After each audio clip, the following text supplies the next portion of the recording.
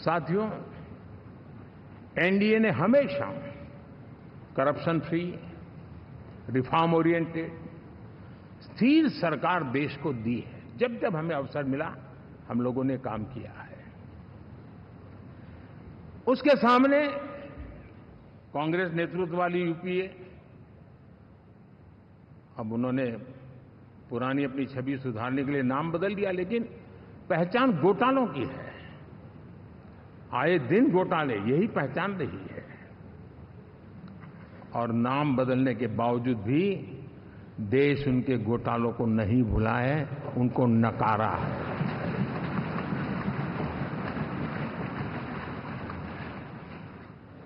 और मैं कह सकता हूं साथियों, इंडी अलायंस वालों ने एक व्यक्ति का अपोज करने के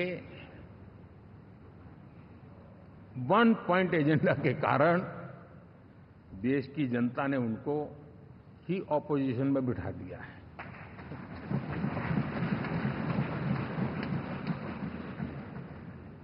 एनडीए विकसित भारत इस संकल्प को लेकर के चुनाव में गया था।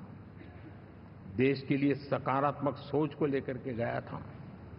देश की युवा शक्ति के सामर्थ्य को समझ करके नए अवसरों को लेकर के देश को आगे बढ़ने की बात लेकर के गया था। जबकि हमारे सामने जो लोग थे, वो भ्रम फैलाना, झूठ फैलाना, यही गुमराह करने वाले काम यही करते रहे थे। अब एनडीए और उनका देखें, इवन नामांकन में जाएंगे तो भी आपको देखेगा उनका चुनाव प्रचार, उनका नामांकन, हम लोगों का एक एक दृश्य देख लीजिए और उनका एक एक दृश्य देखिए, कितना बड़ा अंतर है। हर चीज में उनका कैरेक्टर दिखाई देता है। और क्या रहा, फोटो ऑप के लिए तो उन्होंने अलायंस घोषित कर दिया, लेकिन कितने ही राज्यों में वो आपस में लड़ते रहे हैं, चुनावी जंग में एक दूसरे की पीठ में छुरा भोंकते रहे हैं। कभी उन्होंने कहा कि ये तो हमारा वैचारिक अलायंस है, वो विचार लेवल पर ठीक है, बाकी नीचे तो हमारा अपना हम तैयार करेंगे।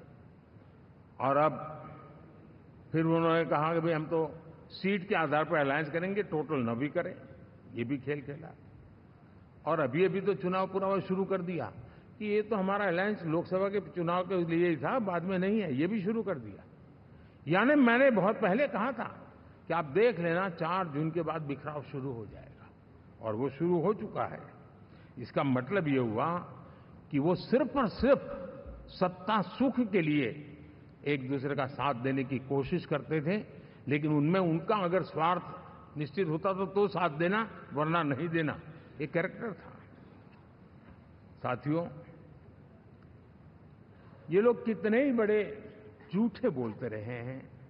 और आप देखिए, चुनाव के समय उन्होंने देश के सामान्य नागरिक को गुमराह करने के लिए जो पर्चियां बांटी कि ये देंगे और वो देंगे और टिकना देंगे, फलाना देंगे, 2 दिन से मैं देख रहा हूं कि कांग्रेस के दफ्तरों पर लोग कतार लगा के खड़े हैं कि ये पर्ची है, 1 लाख रुपया कहां है, लाओ भाई, मांग रहे हैं लोग। यानी आपने जनता जनार्दन की आंखों में कैसा उनको भ्रमित किया, कैसी आंख में धूल झोंक दी कि वो बेचारा सामान्य नागरिक मान के चलता था, हाँ भाई 4 जून के बाद रुपया मिल जाएगा, इसलिए वो जाके खड़ा रह गया। और अब उसको धक्का मारा जा रहा है, डंडे मारे जा रहे हैं, वहां से निकाला जा रहा है।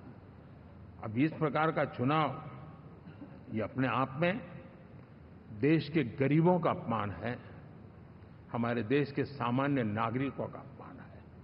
और कभी भी देश ऐसी हरकतों को न भूलता है, न ही कभी माफ किए बिना माफ कभी करता है।